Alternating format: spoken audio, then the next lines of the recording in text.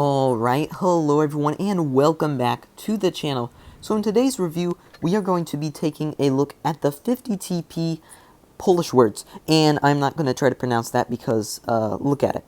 Do you think I know how to pronounce that? Anyway, so this tank is of course the tier 9 in the new Polish heavy tank line. And we'll just buzz over the statistics really quick here and then we'll jump straight into those replays. So the gun here is sitting at around 2000 DPM, just shy of that, just shy of a 14-second reload as well, 250 millimeters of penetration, 303 on your APCR, 68 on the HE, and this gun is 460 alpha, and 390 on that premium, and 600 on the HE. The accuracy is 0.364 on the dispersion, and 5.8 second aim time. And then if you look here at the mobility, we're sitting at a 36 km/h top speed and 15 in reverse. And as well, the gun depression is 8 degrees. So that's the statistics of the tank. Let's jump into some replays real quick. Here we are. And yeah, this tank is pretty good, I would say. I like this tank. I think it's pretty good. Now, my first few battles, first few days I played the tank, I did not like it as much as I like it now, because I was having some horrible teams, same issue that I was having with the tier 8, just horrible teams, horrible RNG, and it didn't make it the most enjoyable to play the tank. But I finally started to get back to the better teams, and that's not today though, the teams are horrible again today. But last 2 days or so, whatever, had been having pretty decent teams. They were actually okay, and I could use this tank to its full advantage, and was doing pretty well. And this game right here is going to be really good. This is a fun game that I have. And this tank can be very good if it is played correctly, and obviously if your team is not horrible. So it has a pretty decent gun, I would say. I like the gun. I think it's good. The reload, I mean, the DPM isn't the best on the tank by any means at all. The DPM isn't the best. Accuracy isn't the best. I mean, we did get a nice shot there. You can still pull off nice shots in the tank. It's not horrific accuracy at all. But the alpha is nice on this tank. Obviously, you can have tungsten shells and make that even better.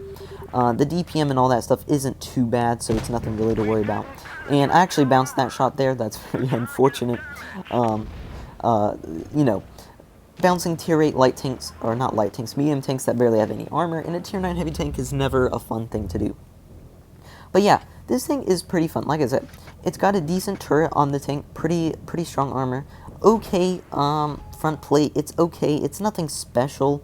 I would say the front plate isn't the best armor. It can be pinned by a lot of tanks and tier 8s and stuff. And the turret, there are little, they're not cheeks or anything, but on the front of the tank, let me see if you can look. These right here, kind of on the side, there's no way for me to really point at them.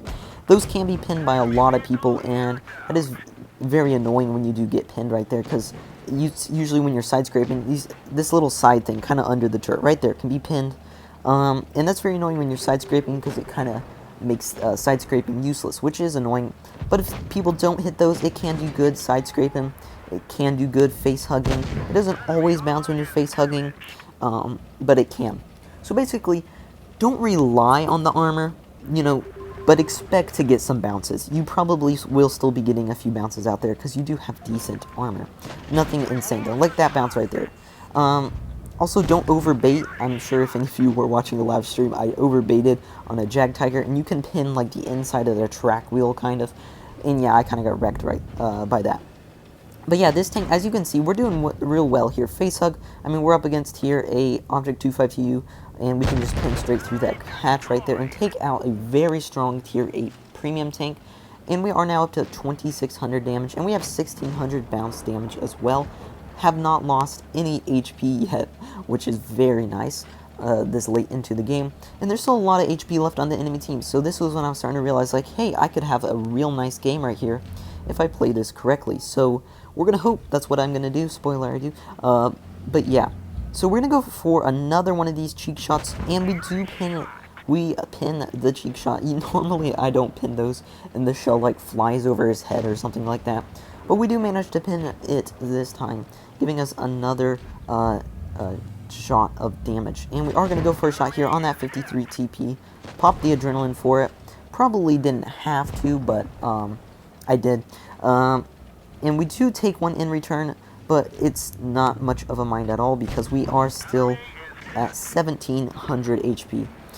We're now up to 4,000 damage here, as you can see on that VK168. And there's that WT who's been camping the whole game and is full HP. And that's a lot of juicy HP that I can get. So we're going to go for one more cheek shot, and we do, fortunately, pin that cheek shot on the VK. And now I set my sights on that juicy WT. I got my HE ready. I got my tungsten shells ready. It is time to nuke this guy. So I saw that he was going over here before he was unspotted. There he is, gonna pop those tungsten shells. We're gonna wait for a nice shot. There we do. Unfortunately, he has spall liner, so we don't do that much damage. But we get in the love tap, up to 700 or so damage on that shot. Very nice. Gonna go in a fake up, try to bounce this shell right here, and we fortunately do bounce that shell. We didn't probably have to bounce the shell, but we did. Go for another HE shell in the guy. Now down to one shot. We're at 5.7k damage now. Still have two shots left on these guys. This guy is both of these guys are a one shot. Unfortunately, we are just barely in time going to go take out that WT, bringing us above the 6,000 damage mark. So as you can see, when you play the tank like this, it is very nice. When you are top tier in the tank, it is a very nice tank. You can decimate a lot of those tier 8s. You just got to watch out sometimes because your armor won't bounce everything. But a lot of the times, you are going to do very well against those tier 8s. You know, go hold down, go face up, go side scrape, and just use the tank to its advantages. And I would say try to get a little bit more close and up and personal with this tank because the accuracy isn't the best and sometimes it will derp into the ground. But a very nice game here, 6.2k damage, 5 kills, mastery badge, we get the top gun, we get the high caliber, we get it all. So yeah, that was a very nice game in the 50 TP. I'm not going to show another replay because that one was already 5.5 minutes long. I think you guys get a good feel for the tank when it's at its best. And not all my battles obviously were like that. I did still get quite a few decent battles in the tank. But like I said, I didn't always get those. I was having those bad teams for the first few days. But I think this tank is pretty decent. And my overall review of the line up to the 60 TP is it's not half bad. The first two tanks are great. The tier 8 is okay. A lot of people like that tank more than me, which I understand. I just really had bad teams when I was playing that tank. I like the tier 9 as well. That's not a bad grind at all. And getting to the 60 TP, which we should review tomorrow, this is a great tank. So great line in general. I'm really happy with this line, how it turned out.